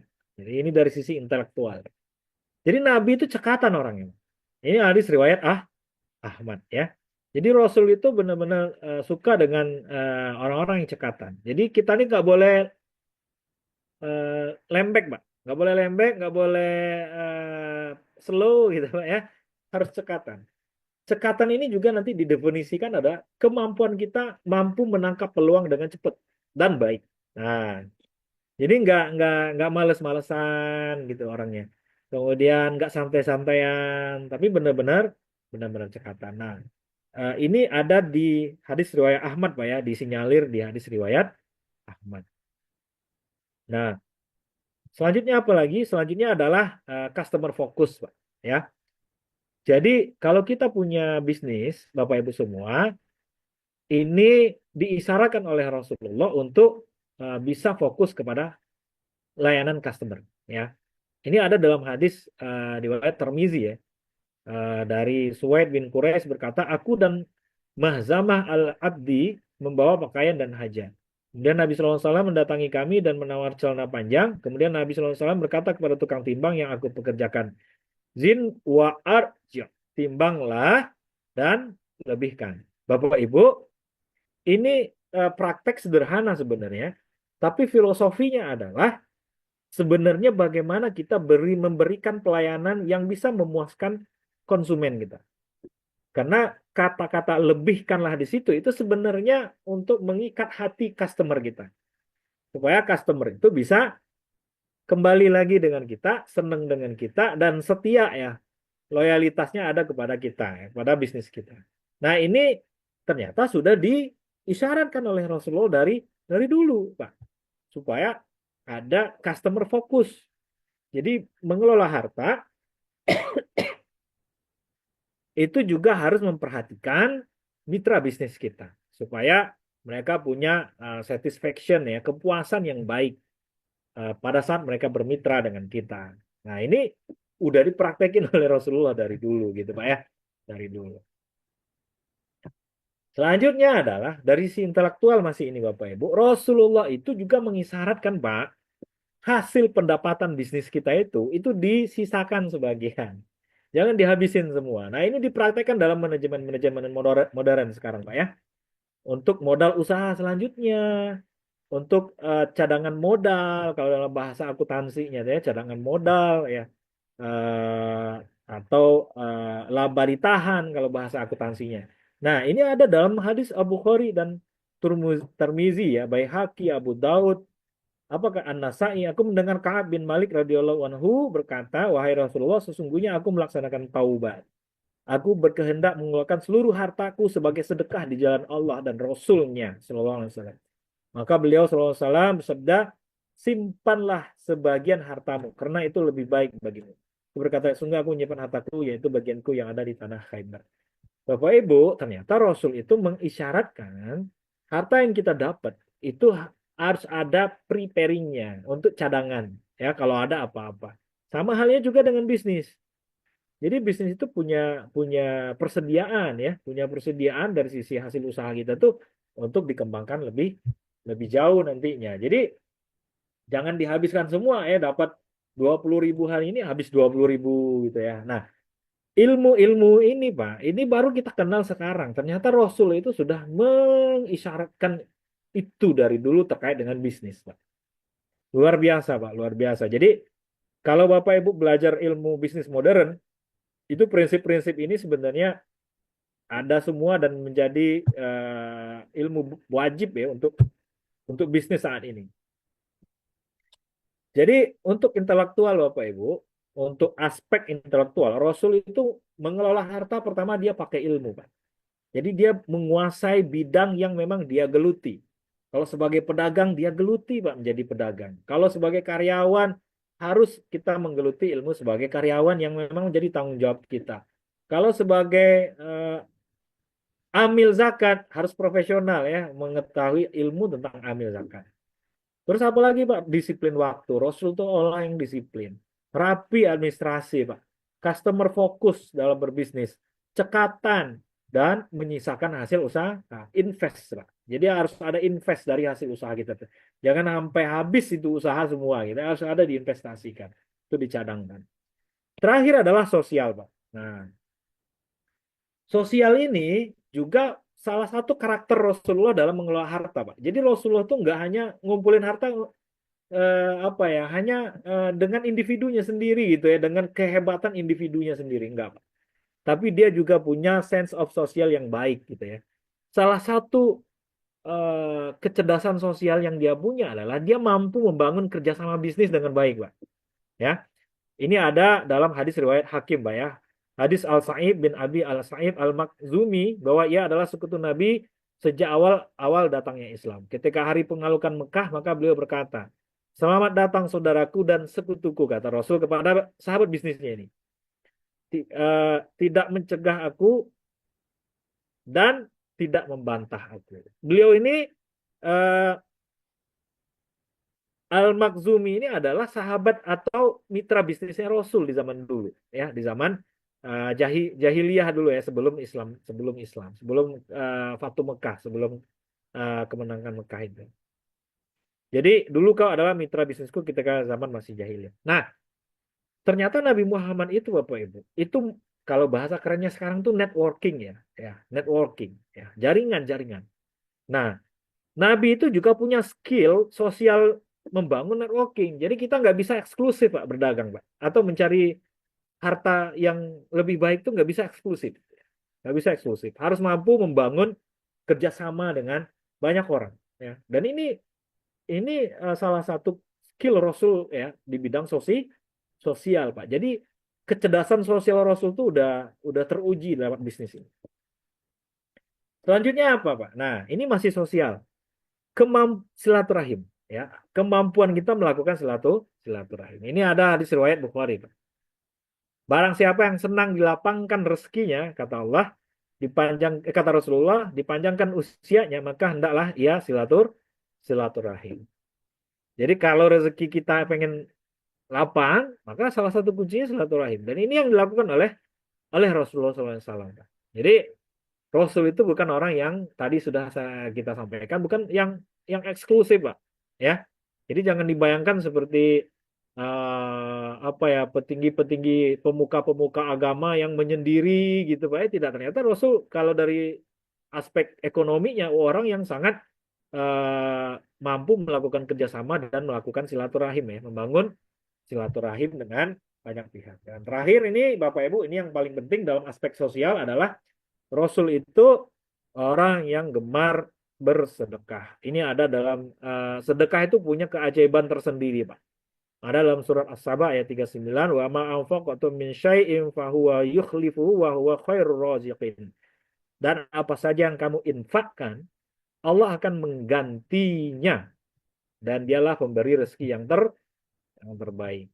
Jadi konsep sedekah itu Bapak Ibu sebenarnya bukan pengurang harta, tapi justru pengganti dan penambah harta.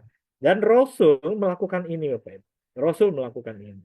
Ya, dari harta-harta dan kesuksesan Rasul itu mengelola harta, beliau membagikan harta-hartanya itu kepada pihak-pihak ataupun orang-orang yang membutuhkannya. Nah, inilah tiga kecerdasan sosialnya Rasul, Pak. Atau aspek sosial yang dimiliki oleh Rasul dalam mengelola harta. Dia mampu membangun networking atau kerjasama, dia selalu membangun silaturahim, dan terakhir dia bersedekah. Membayar zakat. Sedekah itu definisinya banyak, Pak ya. Zakat itu sebenarnya termasuk dalam sedekah. Zakat, infak, wakaf, ya, kemudian hibah, dan lain-lain dan lain-lain. Ini konsep sedekah. Sebenarnya sedekah itu definisinya lebih umum dibanding yang lain-lain. Nah, sehingga kalau bisa kita lihat bagaimana Nabi Muhammad itu mengelola harta, Pak, itu dia menggabungkan semua kecerdasan yang ada dalam dirinya. Mulai dari kecerdasan spiritual, kecerdasan emosionalnya, intelektual, sosial. Jadi kalau ini kita mix, Pak, kita gabung semua nih, ya. Kita orang yang bertakwa, dikombin dengan doa dan tawakal, ini yang spiritual. Kemudian kita selalu bersyukur dengan harta yang kita punya. Dari sisi emosional, kita orang yang jujur, amanah, mandiri, optimis, sungguh-sungguh. Dari sisi intelektual, kita punya ilmu, kita punya disiplin waktu, kita punya administrasi yang rapi, kita customer focus ya, pelayanan orientasi kepada pelanggan, kita cekatan melihat peluang, dan kita mampu menginvestasikan sebagian dari harta kita untuk dikembangkan lagi, menyisakan hasil usaha. Dari sisi sosial, Pak, kita mampu melakukan kerjasama networking. Kita mampu membangun silaturahim dengan banyak orang dengan baik. Dan terakhir, kita hobi bersedekah. Bapak Ibu bayangkan, Nabi Muhammad punya karakter ini semua. Maka wajar kalau beliau itu sebagai orang yang the richest man in the world. Orang yang paling kaya di dunia. Dan sudah dipastikan, Pak, yang penting tidak hanya kaya dunia, tapi juga selamat di akhirat. Orang-orang kaya di dunia seperti yang kita sampaikan di awal tadi, belum tentu Pak selamat di akhirat. Belum tentu. Ya mudah-mudahan saja mereka masuk Islam. Itu nggak ada orang Islam soalnya yang dua orang itu. Mudah-mudahan aja masuk Islam di akhir hayatnya. Nah, walaupun dunianya kaya. Tapi kalau Rasul ini plusnya banyak, Pak. Dunia sukses, akhirat juga sudah dipegang oleh beliau. Kuncinya apa, Pak? Dalam mengelola harta, tadi sudah kita sampaikan. Dalilnya tadi sudah saya sampaikan juga. Mudah-mudahan Bapak Ibu semua, kita sebagai umat beliau bisa meneladani Rasulullah SAW dalam mengelola hartanya dengan memadukan kecerdasan spiritual kita, kemampuan emosional kita, kemampuan akal yang Allah berikan kepada kita, dan kepedulian sosial yang kita bangun. Semoga ini semua menjadikan kita umat Rasulullah SAW yang terbaik, yang sukses fit dunia wa fil akhirati hasan. Jadi dunianya hasanah, akhiratnya juga hasanah. Demikian saja Bapak Ibu. Semoga ada manfaatnya. Terima kasih. Kami kembalikan ke moderator. Wassalamualaikum warahmatullahi wabarakatuh. Waalaikumsalam Waalaikumsalam warahmatullahi warahmatullahi wabarakatuh. Mantap. Terima kasih banyak Pak Diki. Ternyata ilmu yang lumayan banyak ya. Tadi ketika saya tulis, kok kayaknya ngikutin alur webinarnya cepet banget Pak. Saya kurang. Ternyata ilmunya luar biasa ya. Biasanya tuh ada di ilmu-ilmu marketing yang saya baca sedikit ya tentang customer focus, terus harus satset atau cekatan gitu ketika ngebales customer. Ternyata semua yang saya pelajarin saat ini, walaupun nggak baca dari Sirah Nabawi, ternyata itu memang ilmunya dari beliau ya Pak, dari Rasulullah. Oke, kita akan buka sesi tanya jawab ya teman-teman. 3 penanya pertama boleh disampaikan langsung. Oke, ini sudah ada. Dari Kak Ageng. Assalamualaikum Pak, izin bertanya. Dalam konteks masyarakat yang semakin materialistik, bagaimana kita bisa menerapkan prinsip pengelolaan harta ala Rasulullah tanpa terpengaruh oleh konsumerisme berlebihan? Lalu Rasulullah SAW dikenal sangat sederhana dan dermawan. Bagaimana kita bisa menyeimbangkan antara menabung untuk masa depan dan tetap beramal seperti yang beliau ajarkan? Baik. Terima kasih Pak Ageng. Pak Ageng ya? Ya, namanya. Pak Ageng ya. Pertanyaannya sangat bagus sekali Pak. Kunci yang pertama dalam diri Rasulullah itu tadi sudah kita sampaikan Pak, yaitu adalah spiritualitas yang bagus Pak.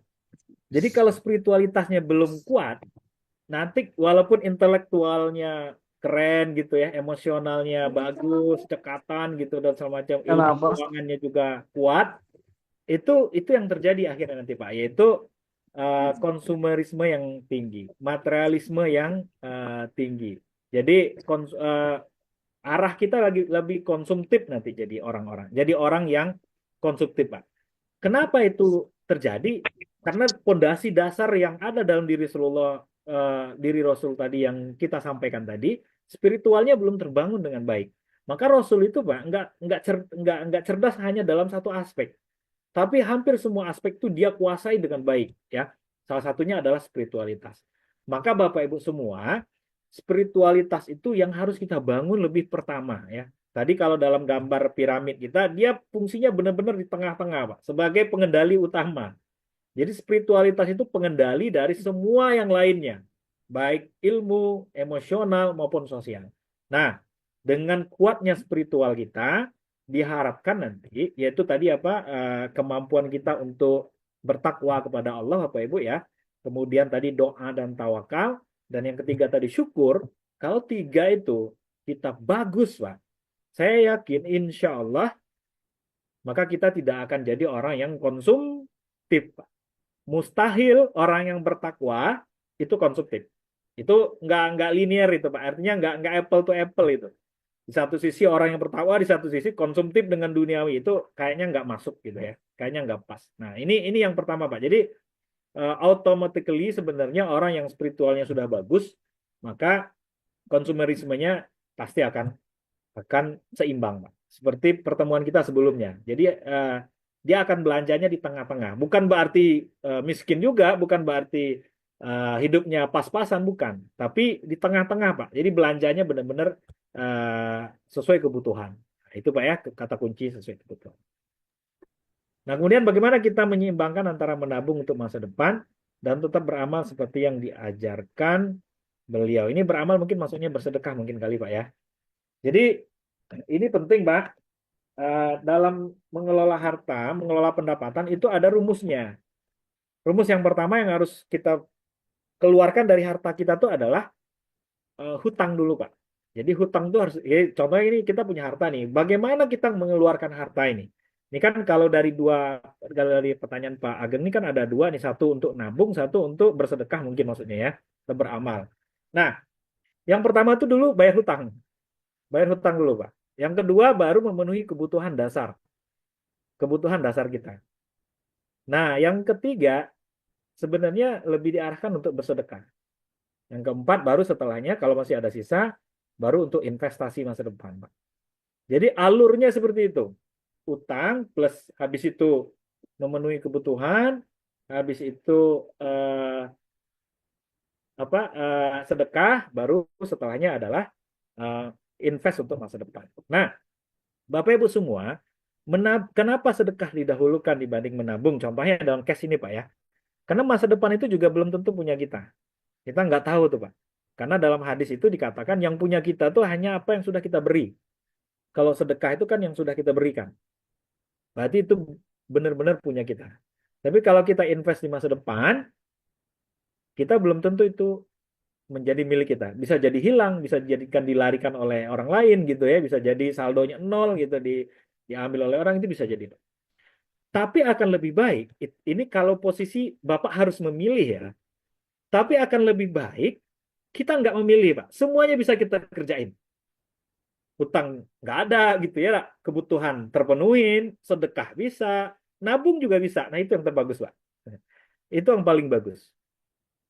Kalau bisa begitu ya, ngapain kita harus memilih antara nabung dengan sedekah gitu. Nah, gimana caranya bisa begitu Pak? Nah itu yang kita pelajarin dari sifat dan karakter berdagangnya Rasulullah atau berbisnisnya Rasulullah mengelola harta, yaitu dengan 4 hal tadi Pak. Spiritualnya bagus, intelektualnya juga keren, emosionalnya juga bagus, orang yang jujur, amanah gitu Pak ya.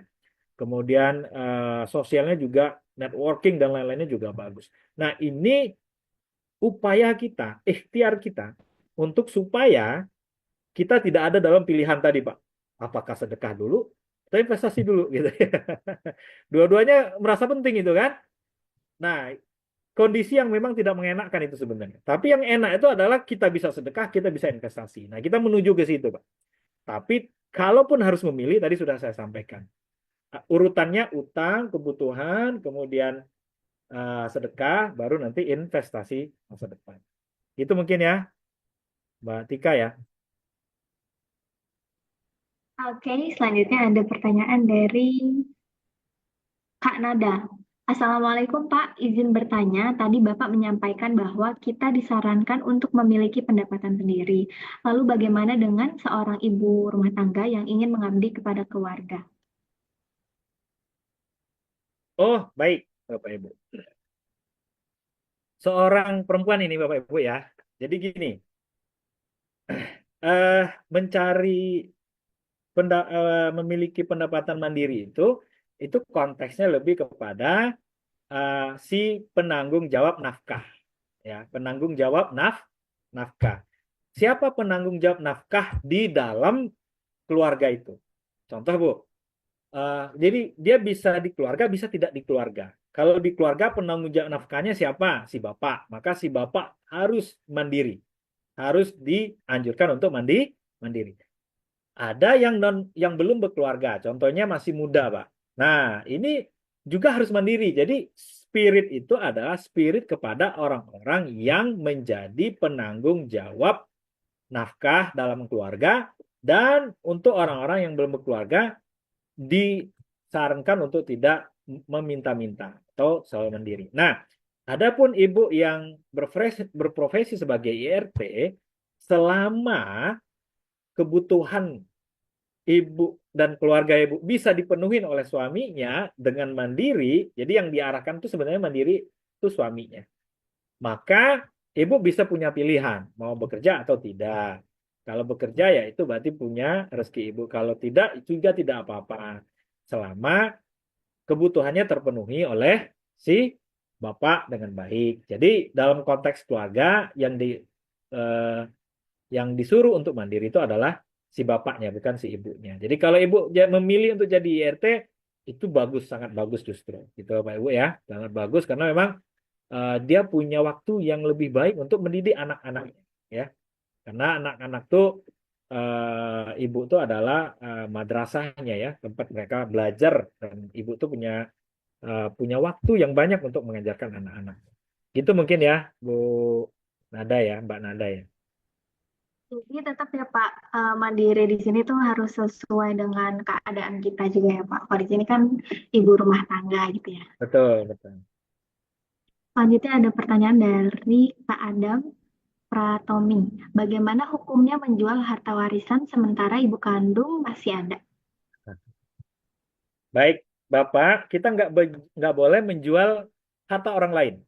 Konsep dasarnya itu, ya. Jadi dalam Islam kita boleh menjual sesuatu kalau itu memang hak dan milik kita. Pertanyaannya adalah warisan itu punya siapa? Punya ibunya atau punya Pak Adam?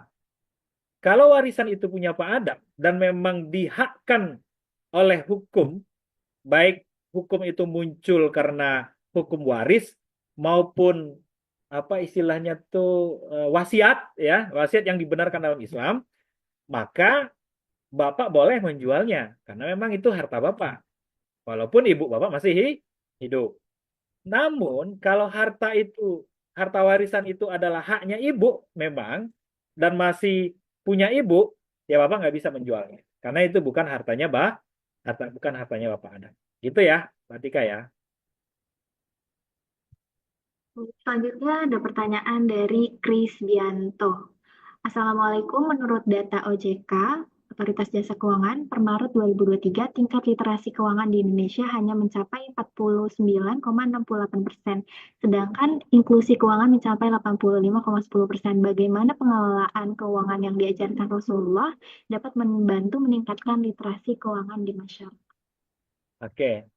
Baik, data ini sepertinya data keuangan non syariah ya Pak ya. Karena kalau data literasi keuangan syariah kayaknya lebih kecil dari ini kayaknya ya.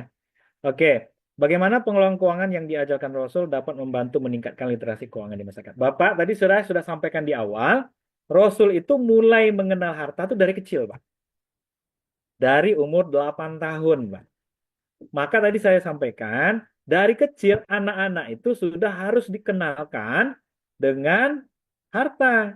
Jadi kalau pertanyaannya adalah bagaimana meningkatkan literasi keuangan di masyarakat, mulai Pak dari kecil Pak, dikenalkan dari SD. Ada mata pelajaran tentang lembaga keuangan atau literasi keuangan kepada anak-anak SD Pak. Karena dari kecil Rasul itu kalau ala Rasulullah, Rasul dari kecil udah melek melek bahkan melek cari duit sudah gitu ya, bukan lagi melek bagaimana uang bertransaksi di dunia Mekah waktu itu atau di konteks Mekah waktu itu. Jadi bukan hanya sekedar pengetahuan, tapi Nabi sudah action. Nah, kalau hanya literasi, saya rasa itu kita bisa mencontoh Rasul. Rasul dari kecil sudah kenal dengan keuangan. Maka kita bisa memasukkan kurikulum tentang keuangan, baik konven maupun syariah, di level elementary school, di level SD. Mungkin juga di level TK, mungkin Pak ya, mungkin juga di level pra sekolah. Hal-hal ini menurut saya bukan hal yang tabu ya. Walaupun secara apa ya, secara proporsi mungkin sekarang belum seimbang. Mungkin dikenalkan tapi sedikit gitu ya. Nah, proporsinya mungkin perlu ditingkatkan. Lebih banyak lagi ya muatan tentang edukasi terhadap keuangan khususnya di Indonesia seperti apa sistem keuangannya, apa transaksi yang bisa kita pakai gitu ya, Pak ya. Nah, ya, anak saya umur SMP, Pak, itu kalau saya transaksi pakai kris contohnya dia masih masih belum terlalu paham, tapi rasa penasarannya tinggi. Setiap transaksi pakai kris bayar habis makan, contohnya kami Pak ya, dia selalu ngikutin saya ke kasir, lihatnya saya cara bayarnya gimana. Ternyata dia nggak dapet itu di sekolah, padahal udah kelas 1 SMP gitu Pak ya. Jadi bisa kita simpulkan kalau Rasulullah sudah kenal keuangan itu sejak kelas 8, sejak kelas 8, sejak umur 8 itu berarti kelas 3 SD ya Pak ya. Ya, karena kelas 1 kan masuknya umur 6, 7, 8, berarti kelas 3 SD. Nah, Bapak bisa mencontoh itu, memulai literasi keuangan dari level paling bawah, yaitu di elementary school, di SD, di sekolah dasar. Yang gitu ya, Mbak Tika ya. Pak Kris Bianto ya, mudah-mudahan bisa membantu, Pak. Selanjutnya, Kak Taki, tadi ada yang ingin ditanyakan? Halo? Oh iya, nih sudah. Assalamualaikum Ustadz Diki, izin bertanya Ustadz, dari sekian tahun kiprah Nabi di dunia perdagangan, pasti Nabi pernah bertemu dengan pembeli atau mitra kerjasama yang tidak baik. Dengan keistimewaan karakter Nabi yang sempurna, kira-kira bagaimana respon Nabi dalam menghadapi atau menyelesaikan hal ini? Itu jawabannya pernah. Jadi dalam salah satu hadis itu disampaikan Nabi itu pernah menunggu mitra bisnisnya, Pak, Pak Taki ya, itu sampai 3 hari, Pak, sampai 3 hari. Jadi mitra bisnisnya ini lupa kalau dia pernah janji sama Rasul. Dia lupa. Rasul ini karena orangnya amanah, dia nungguin janji mitra bisnisnya itu, bahkan dalam riwayat hadis itu sampai 3 hari, Pak. Sampai 3 hari. Di hari ketiga baru bertemu lagi dengan orang itu, dan itu orang itu pun nggak sengaja lewat situ. Terus dia tanya, Muhammad, ngapain kamu di sini? Bahasa kita ya, Pak ya. "Eh, kan kata Nabi Muhammad, kan kita janji. Saya nunggu kamu dari 3 hari yang lalu," katanya. Bahasa familiarnya begitu. Nah, bagaimana respon Nabi, Pak, terhadap hal-hal yang dapat mitra yang seperti itu? Pertama, Nabi kesel, Pak. Jadi di hadis itu ada indikasi Nabi kesel, ya, ada indikasi redaksinya ada indikasi kesel. Namun kesel itu tidak membatalkan komitmen dia terhadap mitra dagangnya. Jadi eh, Nabi itu menyempurnakan komitmen dan akad bisnisnya, Pak. Walaupun dia manusiawinya tuh nggak seneng gitu ya. Cara manusiawi dia nggak seneng. Tapi karena sudah komitmen dan karena sudah berakad, maka dalam surah Al-Baqarah, Pak, kalau tidak salah saya di surah Al-Maidah ayat 3 itu kita disuruh untuk memenuhi akad. Akad itu definisinya banyak, Pak. Salah satunya adalah kita berjanji bertemu. Itu kita berakad berarti. Nah, jadi kalau ada yang bertemu Bapak Ibu dengan mitra bisnis yang dalam tanda kutip nggak baik, pertama, kita mungkin kesel dan secara manusiawi itu nggak enakan. Namun rasa kesel dan nggak enakan itu tidak membuat komitmen dan kejujuran kita terhadap akad kita dengan mereka tuh kita rusak begitu saja. Mentang-mentang kita udah kesel, ya sudahlah gitu ya. Kamu nggak usah ini, saya ambil lagi ini saya barang atau apa contohnya ya. Yang itu membatalkan sepihak perjanjian apa semacam. Nah, itu nggak dilakukan oleh Nabi, Pak.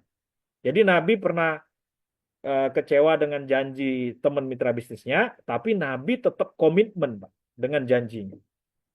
Walaupun sudah kecewa. Nah, kalau kita kan, kalau udah kecewa, digeneralisasi semuanya, Pak, gitu ya. Jadi, gara-gara, kalau peribahasanya, gara-gara nila setitik, rusak susu sebelanga.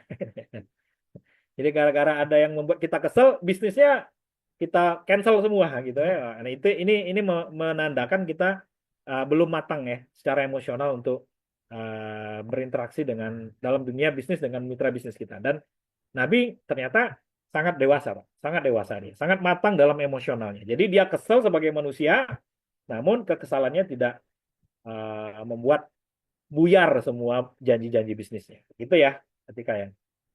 Jadi tetap harus profesional ya, Kak Taki. Oh iya, Oke. terima kasih. Ya. Selanjutnya ada pertanyaan dari Bapak masih bisa lanjut? Boleh, silakan Mbak Tika. Dari Kak Novita Sari, Assalamualaikum Ustadz, izin bertanya, apabila seorang anak menjual harta warisan tapi belum dibagi oleh orang tuanya, bagaimana pembagiannya nanti? Anak menjual harta warisan. Tadi konsep pertamanya gini, Bu ya. Yang boleh menjual itu yang punya hak terhadap harta itu. Itu konsep dasarnya, Bu. Nah, jadi warisan itu kalau belum dibagi atau belum diwariskan, maka dia belum berhak. Yang si penerima waris belum berhak terhadap harta itu. Jadi harta itu masih kembali kepada siapa yang pertama yang punya ini. Apakah masih bapaknya, apakah ibunya gitu ya. Nah, kalau belum dibagi, maka belum ada pemindahan. Kan banyak sebab, Pak ya. Salah satu yang membuat harta itu berpindah tangan tuh penyebabnya banyak. Jual beli. Jadi kepemilikan hartanya berpindah. Jual beli. Salah satunya adalah warisan. Jadi warisan itu mengakibatkan perpindahan hak terhadap harta. Termasuk hak untuk menjual. Jadi kalau warisannya belum dibagi, maka kita belum berhak terhadap warisan itu. Belum berhak, Pak. Karena belum dieksekusi warisannya gitu ya. Belum diwariskan sehingga masih punya yang pertama. Kalau melihat dari sini, anak menjual harta warisan tapi belum dibagi, berarti anaknya yang salah ini. Karena warisannya belum dibagi dan belum boleh dijual, Pak, oleh si anak. Kecuali kalau hartanya, kalau pertanyaan yang pertama tadi, hartanya sudah warisannya sudah dibagi, ibunya masih hidup. Ya, karena warisannya sudah dibagi untuk anaknya, udah hak anaknya ya silakan saja dijual, walaupun ibunya masih hidup. Karena hak itu nggak lagi punya ibunya, tapi sudah punya anaknya. Karena hak itu pindah oleh beberapa sebab. Salah satunya hak terhadap harta itu pindah apa Ibu? Oleh beberapa sebab. Salah satunya sebabnya adalah karena warisan. Gitu ya Bu ya. Oke, selanjutnya ini ada tambahan mungkin ya Pak, izin saya bacakan dari pertanyaan yang barusan. Tambahan dari Kak Ageng, izin membantu menjawab Kak Novita, dalam hukum Islam, harta warisan hanya bisa dijual setelah pembagian warisan dilakukan sesuai dengan syariat. Jika seorang anak menjual harta warisan yang belum dibagi, maka tindakan tersebut tidak sah. Kemudian, uh, ini proses proses yang benar itu penentuan ahli waris. Pastikan semua ahli waris sudah ditentukan sesuai dengan ketentuan syariat. Pembagian warisan, bagilah harta warisan sesuai dengan bagiannya masing-masing. Kemudian persetujuan bersama. Setelah hasil dibagi, setiap ahli waris memiliki hak untuk menjual bagian warisan mereka sendiri. Namun jika harta warisan tersebut adalah satu kesatuan, misalnya sebuah rumah, maka diperlukan persetujuan bersama dari semua ahli waris untuk menjualnya. Begitu tambahannya barusan, Pak. Ya, Oke, terima mungkin kasih Ageng. Pak Ageng atas penjelasannya. Selanjutnya, ini ada pertanyaan terakhir mungkin ya, karena sebagian teman-teman kita dari jauh, Pak, kemungkinan udah lewat dari jam 9. Izin pertanyaan terakhir dari Mas Kris. Coba sebentar, silakan. On, Ada suaranya nggak? on kamera mungkin, Mas. Oh, sebentar. Masya Allah. Oke, Assalamualaikum warahmatullahi wabarakatuh. Assalamualaikum warahmatullahi wabarakatuh. Kalau ini materi menarik, pertanyaannya juga menarik. Insya Allah next, kayaknya fikih mawaris. Fikih mawaris untuk ininya nih, materi berikutnya. Tapi Fikih waris sebenarnya. iya, benar. Soalnya banyaknya pertanyaan tentang waris nih, Ustaz. Oke, Ustaz izin bertanya, Ustaz. Kita di Indonesia ini memang bisa dikatakan masih banyak yang menguasai sifat bisnis ya, khususnya uh, sifat kapitalis. Ya, jadi kita di Indonesia rata-rata pengen penghasilan itu besar besar besar ketika kita invest, gitu kan. Nah, mungkin ada nggak sih tips cara bagaimana sih kita invest di Indonesia nih yang memang investnya ini memang benar-benar sesuai dengan syariat gitu kan khususnya, dan memang prinsip Rasulullah yang diterapkan dalam investasi ini yang layak diterapkan di Indonesia itu seperti apa sih, Ustaz? Tapi itu aja mungkin. Baik. Terima kasih, Mas Kris. Pertanyaannya bagus sekali tentang investasi, Pak ya. Jadi dulu di zaman Rasul eh, apa ya, aspek-aspek bisnis itu kan tidak sekomplit sekarang ya, Pak ya. Instrumen-instrumen investasi itu terbatas. Salah satu model investasi di zaman Rasul itu adalah tadi sudah kita bilang. Jadi pedagang itu menginvestasikan dananya ke para agen-agen. Kalau sekarang tuh agen-agen reksadana lah kurang lebih ya kalau di saham gitu. Nah, kemudian si ini mentradingkannya di luar daerah. Sebenarnya praktek itu sudah praktek dari investasi sebenarnya yang dilakukan oleh para pemilik modal yang ada di Mekah waktu itu. Salah satunya adalah Khadijah. Jadi menginvestasikan dananya kepada Nabi Muhammad untuk Nabi Muhammad menjualnya kepada negara lain dan nanti hasilnya dibagi dulu. Nah, untuk di Indonesia, Bapak Ibu semua, investasi eh, investasi itu sebenarnya Pak, itu mainan orang-orang berduit. Ini saya cerita saya bocorin aja sebenarnya. Investasi itu mainan orang berduit, Pak. Kalau Bapak Ibu sudah berduit banyak, miliarder, baru berinvest sebenarnya, Pak. Baru berinvest. Tapi kalau kita duitnya masih dari bulan ke bulan masih pas-pasan, Pak, kita nggak akan pernah bisa keluar dari persoalan itu kalau solusinya adalah investasi. Nah, investasi itu return-nya pertama tidak sebesar return berdagang. Jadi paling tinggi itu kalau saham 10%, emas 7-8% Pak, rata-rata ya, rata-rata. Deposito syariah paling 6% paling tinggi. Fintech 18% paling tinggi. Itu setahun, Pak. Kalau berdagang, Pak, 100% itu bisa sehari, Pak. Bukan setahun. Ya, kalau berdagang itu bisa sehari. Jadi untuk short term, jangka pendek, dengan modal terbatas, maka rekomendasi saya adalah trading. Trading dalam artian bukan trading surat berharga, Pak ya, tapi trading dalam pengertian bahasa kita sehari-hari berdagang. Kalau kita beli kelapa muda 3.000, Pak, bisa kita jual 6.000, Pak. Pagi kita beli, sore dapat untung 3.000. Berapa persen itu, Pak, sehari? 100%, Pak. Kalau mau beli saham, Pak, 10%. Setahun, Pak, bukan sehari. Tapi kalau 10 miliar, Pak, ya 10% dari 10 miliar kan 1 miliar, Pak, setahun. Nah, makanya tadi saya bilang, investasi itu adalah mainan orang-orang yang berduit, Pak. Makanya yang berinvest di Mekah waktu itu kan orang berduit semua.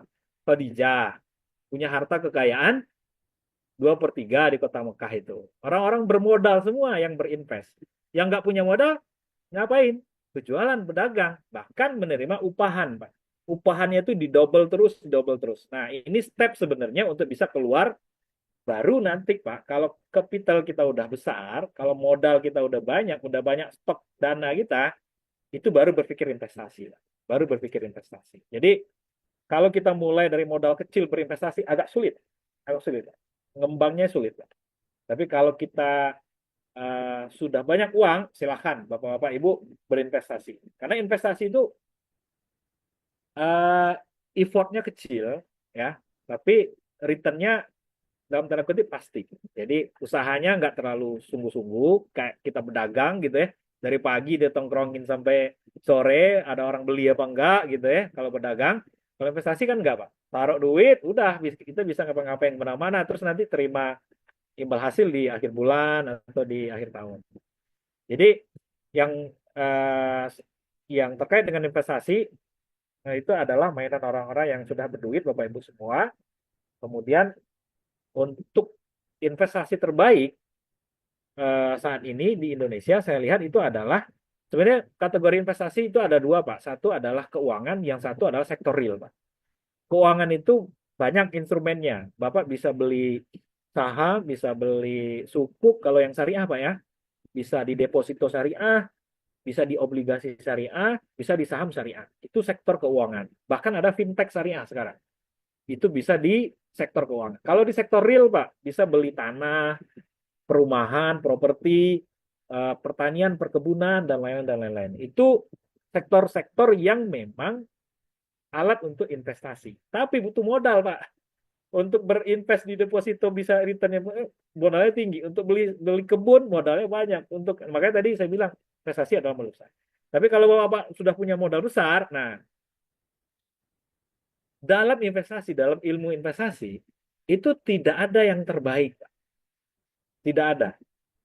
Yang terbaik itu adalah yang Bapak berinvestasi sesuai dengan profil risiko Bapak. Jadi kalau Bapak pengen aman, maka pilihan investasinya deposito yang terbaik. Karena kita penakut orangnya, mau main aman aja deh gitu ya. Tapi kalau Bapak risk taker contohnya, istilah investasi itu pengambil risiko, Pak. Maka Bapak akan main di saham, akan trading di saham, akan membeli emas. Maka investasi itu sebenarnya nggak ada yang terbaik. Yang terbaik adalah pada saat Bapak memutuskan investasi sesuai dengan profil risiko Bapak. Bapak tuh orang tipe risiko seperti apa? Tipe risk taker kah? Atau risk averse? Risk averse itu penghindar risiko, Pak. Kan kita ini beda-beda. Ada yang mau main aman, ada yang berani ngambil risiko gitu ya, ada dan lain-lain dan lain. Jadi bisa, Pak, pilihan itu bisa semua. Karena risiko itu pasti terjadi. Saat ini kita bilang ini investasi yang bagus, besok bisa nyungsep itu, Pak. Itulah sifat daripada bisnis itu. Besok bisa nyungsep, yang nggak kita perkirakan naik, ternyata besoknya bagus gitu ya. Makanya di dalam investasi pun nanti ada strategi, namanya diversifikasi investasi. Jadi istilahnya jangan taruh telur di satu keranjang gitu ya, taruh di beberapa keranjang, diversifikasi. Itu menandakan investasi itu nggak ada yang menjamin akan baik ke depan. Walaupun saat ini dia baik, ya ke depan bisa nyungsep. Yang ini nggak baik, ya ke depan bisa baik. Makanya teorinya tuh pertama tentukan profil risiko kita, yang kedua diversifikasi investasinya. Dan untuk melakukan itu butuh uang banyak. Nah, beda dengan berdagang. Kalau berdagang tuh kita bisa 100% sehari, Pak. Tapi harus punya waktu yang lebih ya. Punya waktu lebih, harus ditongkrongin dari pagi sampai malam kadang gitu.